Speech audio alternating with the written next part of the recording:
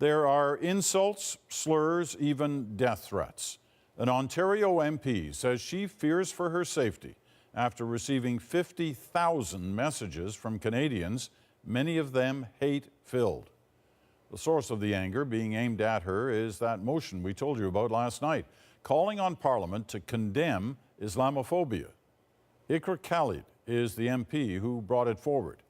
What you'll hear her read in this story from those messages is brutal and it's graphic, but it is important to hear it. Catherine Cullen has the story. She, the terrorist sympathizer, the terror inducer, the disgusting human being. That's one of the threatening messages Ikra Khalid says she's gotten since she introduced a motion condemning Islamophobia. Here are some more. Kill her and be done with it. I agree. She is here to kill us. She is sick and she needs to be deported. We will burn down your mosques, Draper-head Muslim. Blank you gently with a chainsaw, you camel-humping terrorist incubator blank. Shoot this blank. Khalid says those comments are proof Islamophobia is real.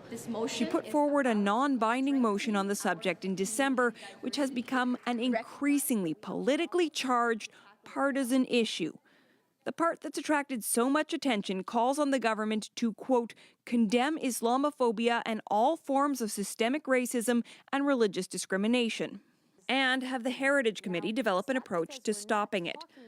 Certainly, there was widespread condemnation of the threats Khalid has received, and horror at the killing of 6 men in a Quebec City mosque. For all of you who have spoken out about your concerns, but there's been growing pushback against the motion, like this protest last night in Toronto. Some fear the resolution could lead to criminalizing anyone who criticizes Islam, even though the motion is just a statement of opinion and won't change any laws. Opponents also question the meaning of the word Islamophobia. Is it not fair to say that there might be some concern about the term? And that does not then mean people are xenophobic or racist. I'm afraid that if ISIS jihadists came over, they might cut my head off and rape me. Is that Islamophobia? I don't know. The Conservatives put forward a motion to condemn all religious intolerance and racism without the word Islamophobia in it. But even if switching out the word Islamophobia for anti-Muslim sentiments is something all parties might agree on, the Liberals aren't interested.